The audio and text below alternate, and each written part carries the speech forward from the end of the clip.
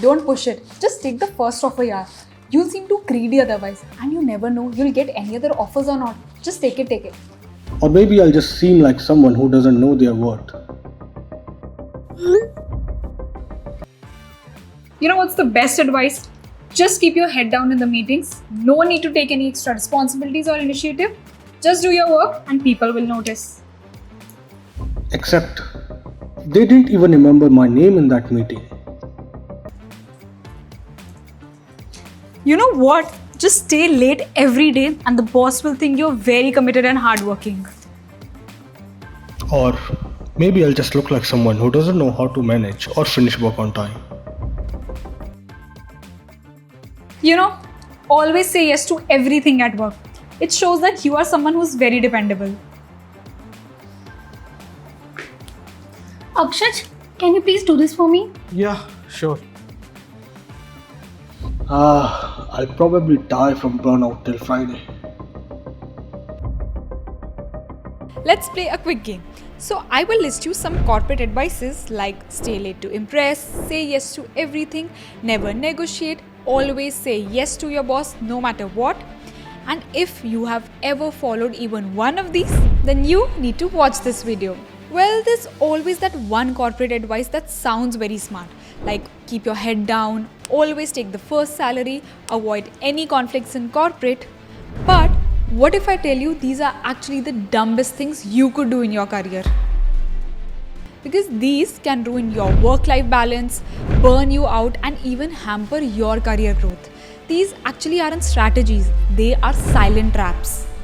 And today, your fresher coach Ishita, in this episode of Freshers GPT, is going to expose 8 of the worst corporate advices that I have noticed people still preach and follow. And I'll also tell you what you should do instead, as these are some lessons that nobody else is going to tell you at work.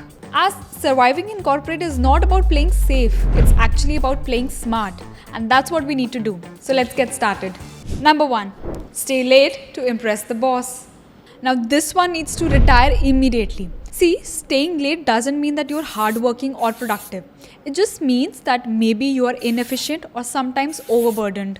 It kind of sets a dangerous precedent that maybe your time isn't valuable and maybe you are okay with being the default dumping ground for all the tasks. And we all sort of think the same, that someone who just finishes their work by 6 p.m. and logs off will get no credit.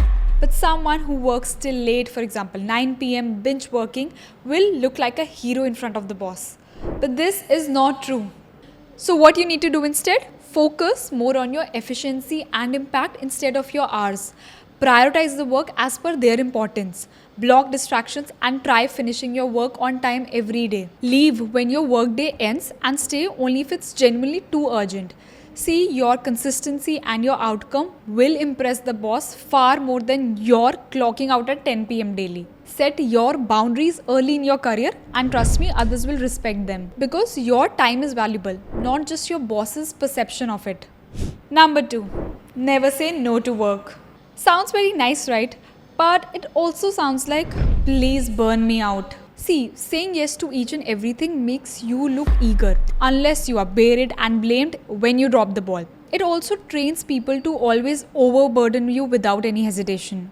For example, a colleague of yours asks you for help every other day, and you, being your nice self, always say yes to them even when you are yourself drowning in deadlines. Now what happens with this is that your work and both your reputation will suffer. So what you need to do instead? Start saying yes strategically. Understand your workload first and then offer to help. If something doesn't fit, politely push back with context. And if you feel overloaded, you can say, yeah, sure, I'd love to help, but I'm currently occupied with working on X. Can we revisit this later?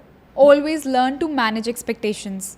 Number 3, keep your head down and just work. This advice is the reason that many or maybe most of the talented people remain unnoticed in corporate. Because corporate is not school. You just don't get grades here for completing your homework quietly. See, you might be the most hardworking person in the room, but if nobody only knows that what you do, it just won't matter when promotions come up. And when people with maybe half your talent but better visibility move ahead, Trust me, it's the worst feeling. What you need to do instead? Start speaking up in meetings. Share your wins, your contributions constantly with your manager. Network cross functionally and build internal visibility. Let people know what value you bring to the company. Because performance plus perception is equal to progress. And time for a hard truth. If no one knows your value, you don't have any value. Number 4. Agree with your boss no matter what. Now, you are not being a team player here, you're just being a pushover. See, being a yes person might make things very easy for you in the short term, but it eventually kills your personality, your innovation, your credibility, and even your existence in the office. Because trust me, leaders don't need echo chambers, they need thinkers. So, what you need to do instead? Start disagreeing respectfully. Use data, logic, and timing. Provide alternatives using this tone. Yeah, that's an interesting approach, but I think there's another perspective that we might want to consider. Frame your perspectives as a solution by saying, I had a slightly different thought. What if we tried X because? Now, this shows initiative and strategic thinking. Number 5. Take the first salary offered. Nope, that's not what you need to do. See, companies always expect you to negotiate. That is why they never offer you the maximum first. And remember, negotiation is not confrontation, it is actually your right. For example, you get an offer of 5 LPA and you accept that instantly because that feels like a very good offer. But what you didn't know was, what if the company had an approval for 7 LP? That's like 2 lakhs gone for nothing. So what you need to do instead? Research your market salary ranges. Negotiate respectfully using data points, numbers, experience, certifications, and discuss your impact. See, even a 10% bump now adds up massively in the long run. And never leave money on the table. Because negotiation isn't rude, it's actually one of the most professional skills you can have in corporate. Number 6. Jump jobs every year for a higher pay.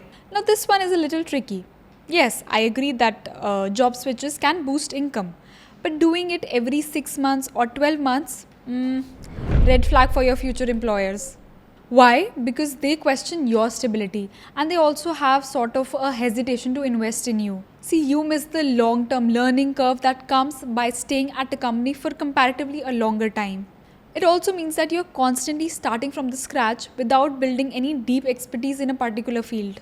So what you need to do instead? Switch strategically. Stay long enough in a company that helps you to build projects or gain experience that you can proudly talk about in your next interview. Maximize your learning, your visibility and your outcomes before moving on to the next company. Always remember, short-term gain shouldn't cost you your long-term credibility. Number 7. Never question company policies. See, policies aren't the sacred scriptures. They are created by people. And people aren't always right. They can be biased, they can be wrong, they can be inefficient, and even they can be outdated. Now, a very small example of this can be no work from home options even during emergencies. Raise a flag. See, most of the company policies are often mentioned in your offer letters. So it has always been my advice to all the freshers to read it and go through it very carefully. And if any rule or any policy seems off, like any bond agreement, any leave or vacation policy, notice period policy, then you need to clarify about it then and there before you're joining. And the safe thing to do here is approach it with curiosity rather than aggression. Suggest improvements if possible. Ask questions constructively. You can say, can I understand the reason behind this? See, companies value those employees who think critically and not just follow blindly. Number 8. Share everything to be relatable. See, being open is great, but oversharing your personal problems, your struggles, your drama, emotional breakdowns in a professional setup can backfire. See, it can affect people's perception of you and it can also affect how much people take you seriously. Because oversharing doesn't really build connections. I feel it builds discomfort. Now, talking about how badly you cried after your breakup with your manager in a 101, not cool. Now, I have already covered what exactly you don't need to share in corporate in this video of mine. And if you want to make yourself corporate ready, then you would definitely need to check this video out. Now, what you need to do instead? Be authentic but balanced. Be friendly and not fragile. Build a strong rapport with everyone while maintaining professionalism. Save your vulnerability for friends, mentors outside of the office and not your office WhatsApp group. See, you can be authentic at the office without spilling everything about your personal life. And that's it. Now we come to the end of this video. And from this video, we understand that corporate is not a school where you get all the good grades for following all the traditional rules. It is actually a game and you need to learn how to play it smart. So next time anyone throws any of these golden pieces of advices at you, take a pause and then do just the opposite. And if you guys found this video helpful, do put a thumbs up on it and don't forget to share it with your corporate buddies or people who still stay late for the extra brownie points. And don't forget to subscribe to my channel and do let me know in the comments what is the worst piece of advice that you have ever received in corporate, and let's see what tops the list. But till then, don't forget to follow along my content and also keep following me on Instagram for more such career tips. Till then, stay tuned, keep growing. Bye.